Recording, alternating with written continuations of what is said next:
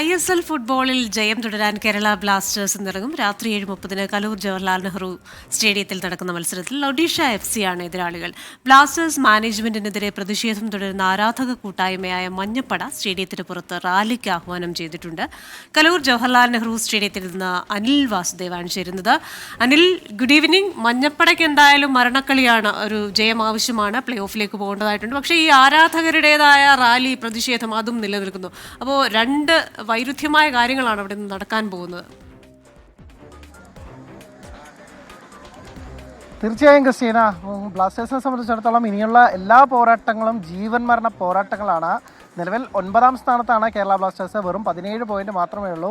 5 കളികളിൽ മാത്രമാണ് ജയിക്കാനായത്. പക്ഷേ അവസാന 3 കളികളിൽ 2ലും ജയിക്കാനായി എന്നുള്ളത് ചെറിയ സന്തോഷം നൽകുന്ന കാര്യമാണ്. അവസാനം ഈ 2 കളികളിലും ക്ലീൻ ഷീറ്റ് കിട്ടി എന്നതാണ് ഏറ്റവും സന്തോഷിപ്പിക്കുന്ന കാര്യം, അല്ലെങ്കിൽ ഒരു പോസിറ്റീവായിട്ടുള്ള കാര്യം. ഇന്ന് ഒഡീഷ FCക്കെതിരെ കളിക്കാൻ ഇറങ്ങുമ്പോൾ ജയം തന്നെയാണ് പ്രതീക്ഷ. കാരണം കഴിഞ്ഞ 3 മത്സരങ്ങളിലും ജയമില്ലാതെയാണ് ഒഡീഷ വരുന്നത്. അപ്പോൾ അവരേക്കുള്ള ഒരു ബെറ്റർ ടീം നിലവിൽ ബ്ലാസ്റ്റേഴ്സ് എന്നുള്ളത് വലിയ സന്തോഷം നൽകും. ഒപ്പം തന്നെ കേരള ബ്ലാസ്റ്റേഴ്സിൻ്റെ സ്റ്റാർ സ്ട്രൈക്കർ ഹെസൂസ് സിമിനെ ഇന്ന് ടീമിനൊപ്പം തിരിച്ചെത്തും. ഒപ്പം തന്നെ മലയാളി താരം വിപിൻ മോഹനും കൂടി തിരിച്ചെത്തുന്നത് കേരള ബ്ലാസ്റ്റേഴ്സിന് വലിയ സന്തോഷം നൽകുന്ന കാര്യമാണ്.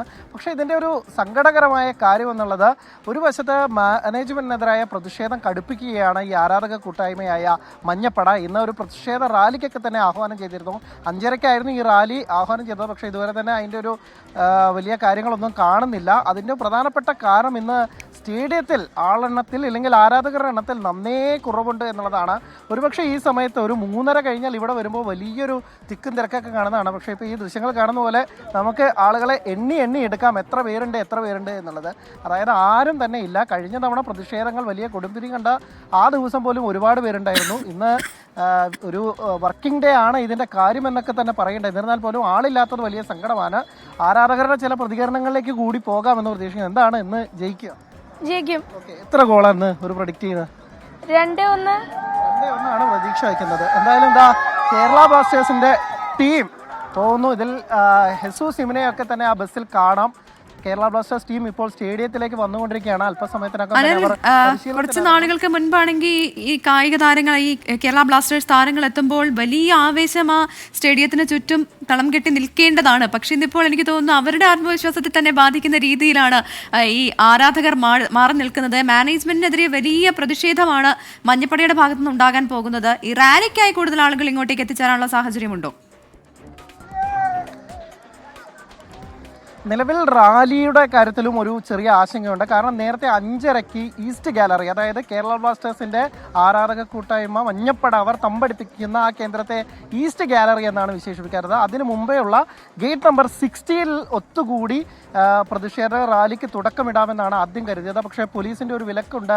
കൂടുതൽ ബാരിക്കേഡുകളൊക്കെ തന്നെ സ്ഥാപിച്ചിട്ടുണ്ടായിരുന്നു. അതുകൊണ്ട് തന്നെ ഈ സ്റ്റേഡിയത്തിന് പുറത്തു നിന്നുകൊണ്ടായിരിക്കും ഈ റാലി എന്നതായിരുന്നു പിന്നീട് അവർ അറിയിച്ചത്. പക്ഷേ അതും ഇപ്പോൾ കാണുന്നില്ല എന്നുള്ളതാണ്. ഒരുപക്ഷെ അവസാന നിമിഷങ്ങളിൽ എന്തെങ്കിലും തരത്തിൽ കഴിഞ്ഞ മത്സരത്തിൽ കണ്ടതുപോലെ പെട്ടെന്നൊരു ബാനർ ഉയർന്നു വരികയോ അല്ലെങ്കിൽ എന്തെങ്കിലും പ്രതിഷേധം ഉണ്ടാകുമോ എന്നുള്ളതാണ് നമുക്ക് കാണാൻ സാധിക്കുന്നത്.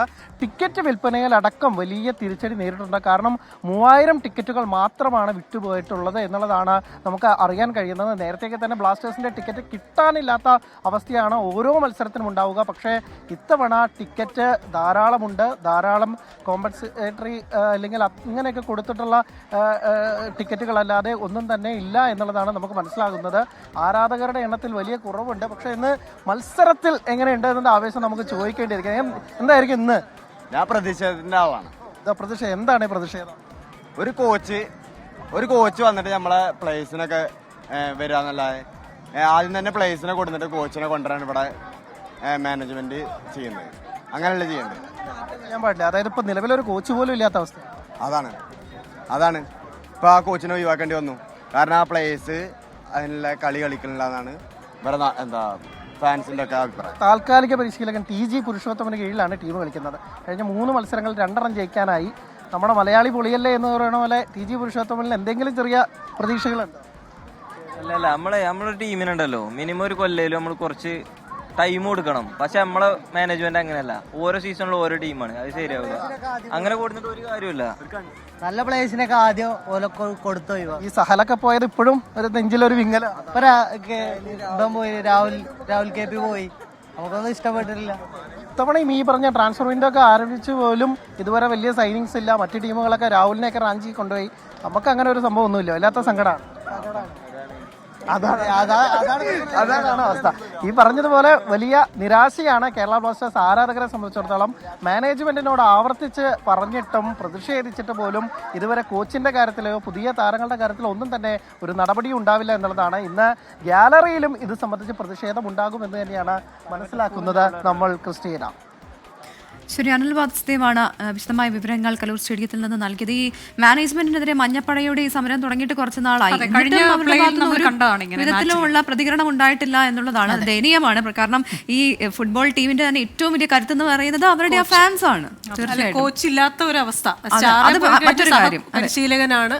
അപ്പൊ അവർക്ക് എന്തോ, അതായത് അവർക്ക് പരിശീലനം നൽകാനും മെന്ററിങ്ങിനും ഒക്കെ ഒരാളില്ല എന്നുള്ളത് ടീമിന്റെ ആത്മവിശ്വാസത്തെ ബാധിക്കാൻ സാധ്യതയുണ്ട്. പക്ഷേ ഒഡീഷ ഇതുവരെ നമ്മുടെ തട്ടകത്തിൽ മഞ്ഞപ്പടയെ തോൽപ്പിച്ചിട്ടില്ല എന്നൊരു കാര്യം മാത്രമാണ് ഒരു ആത്മവിശ്വാസത്തിനുള്ള ഭാഗ്യം. പറഞ്ഞാല് ആ ആരാധകരുടെ ഒരു ഊർജ്ജം ഉണ്ടല്ലോ, അവർ നൽകുന്ന ഊർജ്ജം തന്നെയാണ് കളിക്കാർക്ക് എപ്പോഴും നല്ല രീതിയിൽ, അത് നമ്മൾ കണ്ടിട്ടുള്ളതാണ് പലപ്പോഴും അല്ലേ.